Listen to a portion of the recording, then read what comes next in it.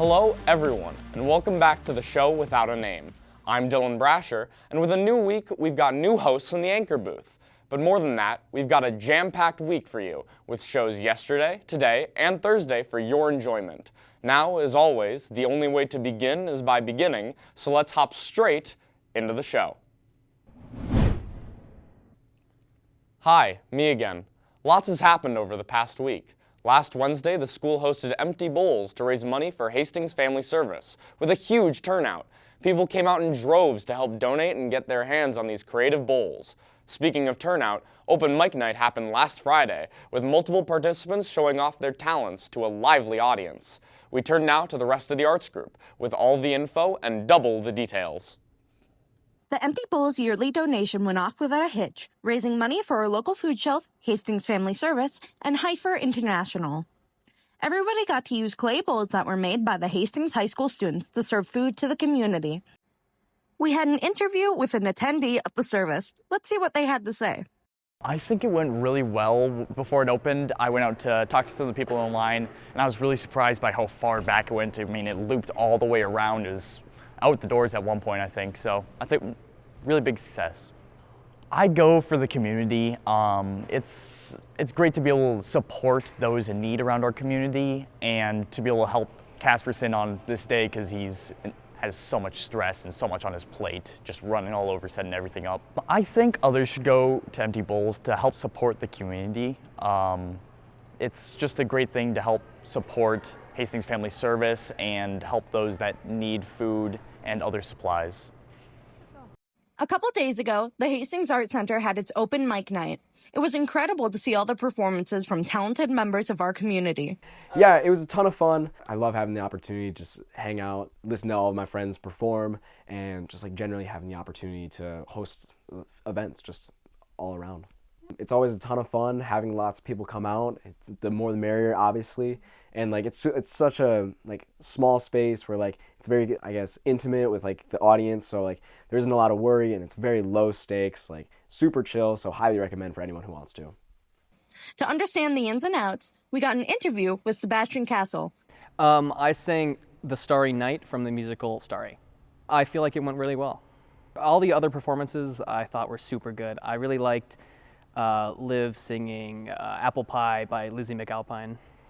I would encourage anybody to do it, to break past that self-esteem issue and just go do it. Feeling great after performing.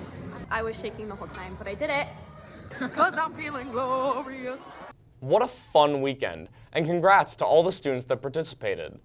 So, Lucas, we've finally, hopefully, maybe hit spring. So what's sports doing now with the warm weather? Well, sports, they're starting to get a lot more going on, but for me personally, I'm starting ready to get a nice tan going in my bathing suit.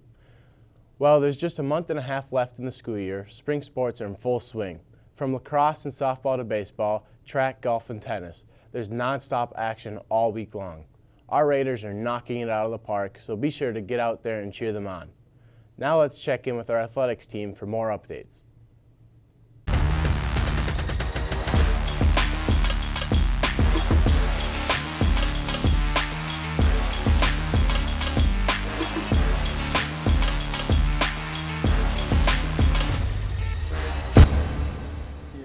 Good morning, Raider fans. A new week means new games, meets, and matches for us to preview and recap. Let's hear from Scott Thorkelson for a quick recap of some of the games we missed. The boys lacrosse team had a stellar game on Thursday, conquering Trimac 15-2. Standout junior Tony Malesio ran the field, scoring 5 goals, along with Matt Nogel, Jonah Schauer, and Caleb Udisa getting their first varsity goals. Along with senior goalie Brady Brzezinski was 7 for 9 in the net. The Hastings boys golf team hosted Matamidi, St. Thomas, and Hill Murray yesterday. Continuing his great start to the season, David Bauer carded a 3/75. Last year's state tournament participant John Harris matched that score, both tied for the second lowest score of the match. The Raiders finished second, only 3 strokes behind Matamidi and 10 ahead of St. Thomas. Now that our recap is done, let's take a look at the scores from last night's events. The home events tonight are boys varsity tennis with a match against STA.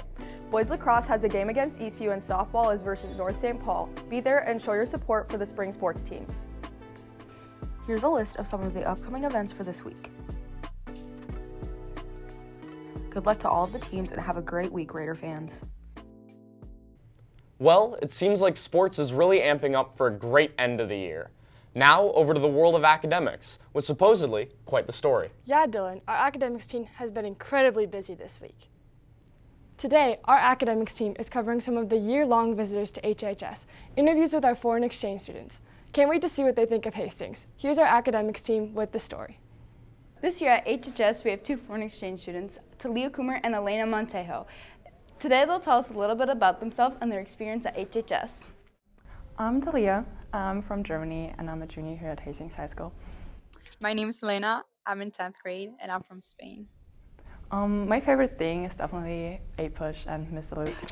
I like the classes. They're really cool. They're really different from Spain, and I also like most of the people. Okay, so I've done tennis, alpine skiing, and I'm doing lacrosse, and I'm in choir right now.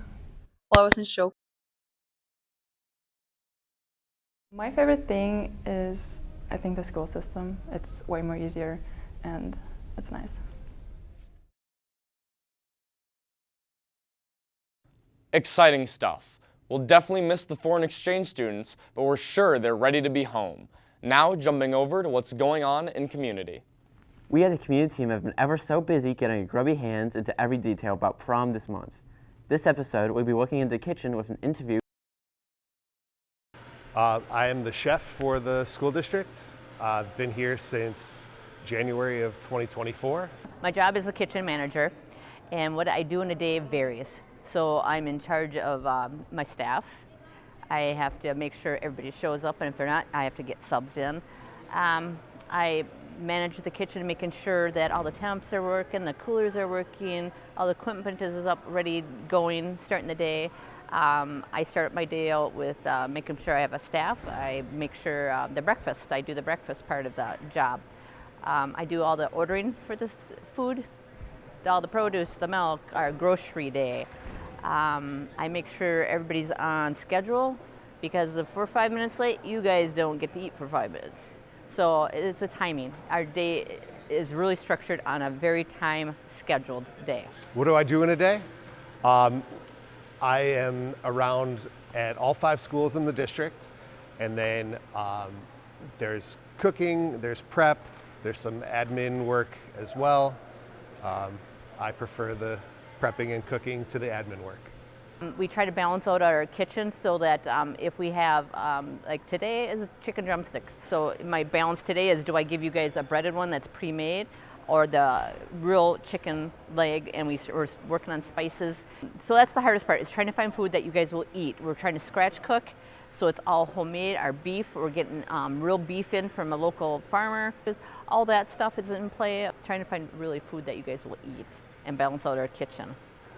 You know, getting to meet the students, all the different age levels. The elementary school kids have, you know, kind of such a sense of wonder, and they really want to, you know, check out what I'm doing. And you know, as the kids get older, you know, into the high school, they're much more adventurous, and they like to try some of the new things. So yeah, just kind of interacting with the students would be my favorite part. Making sure when someone comes in and they're starting their day with the food, and trying to talk them into a drink versus getting a breakfast, because you need a good start your day. I think that's the best part, is helping you guys eat and start your day. Some kids don't have food to go to home to, so I mean, anything that we can do to get you guys a full meal and a nutritious meal is our job. And that's all we have for our show. We thank you for checking in, and we'll be back with another one this Thursday.